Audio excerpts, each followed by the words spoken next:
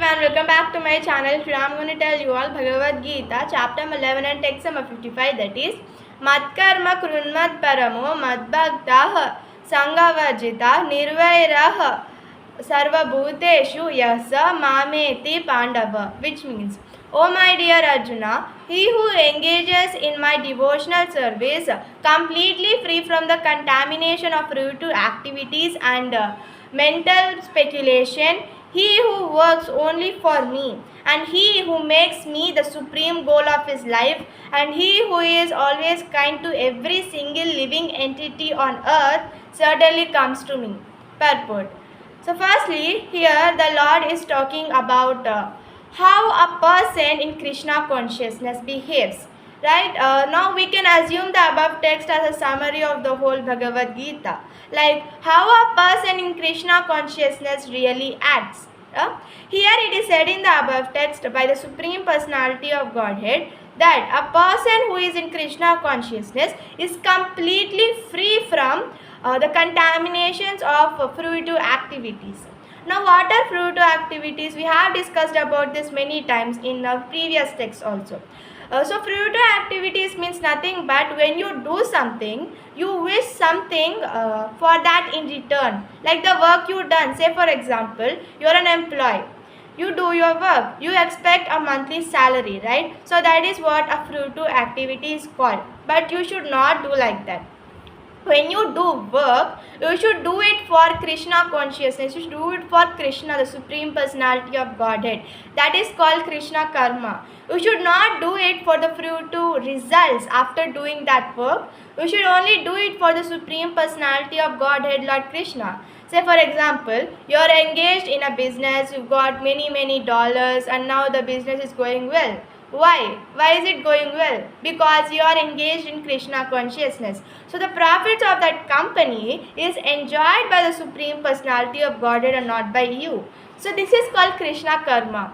So even if you want, if the Lord asks you to give up all of that business just for Him, you should be able to give that all of that money, give up just for the Supreme Personality of Godhead. That is what Krishna consciousness really is. So let's take another example. You want to build a big building. Now, if you want to build a big building, then you should not do that. If you actually want to do Krishna Karma, then what should you do? You should, instead of the money you have, what you want to build a building, instead of doing that, you should build a nice temple for the Supreme Personality of Godhead. But in case you do not have enough money for that, even a poor person has some amount of land, right? In that amount, some amount of land, you can also plant flowers. And these flowers can be offered to the Supreme Lord. Now, as we have discussed in one of our texts, that the Lord will be satisfied with anything that you give Him, like flowers, leaves, anything, right? He will be satisfied with it. Even with the smallest gifts that you give to Him, He will be very satisfied just by that. And also you can also give Him a little amount of water also.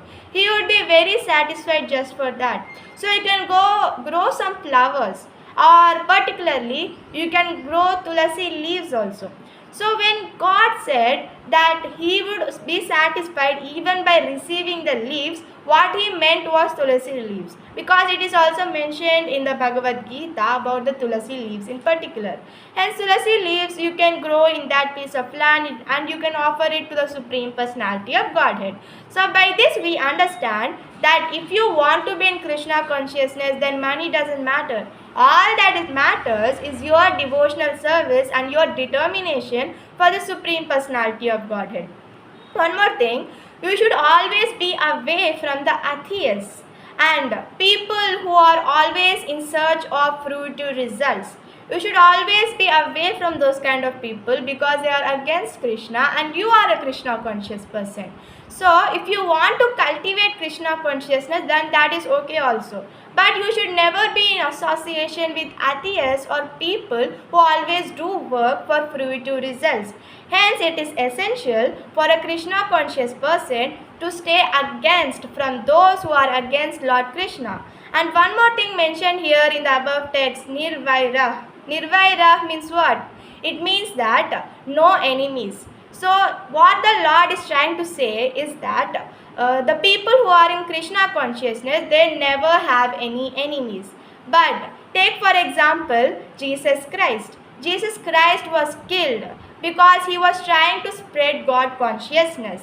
So that is also a good thing, right? But the people who are in Krishna consciousness, they mostly have no enemies. That's what the Lord is trying to say. And as I have told earlier, Jesus Christ was killed because of trying to spreading God consciousness. So he even sacrificed his body just for the Supreme Personality of Godhead. Hence, it is essential for such type of people to reach the godly planets, right? So a Krishna conscious person never likes to go to heavenly planets, salvation, nothing. All he wants is to serve the Supreme Personality of Godhead wherever he is.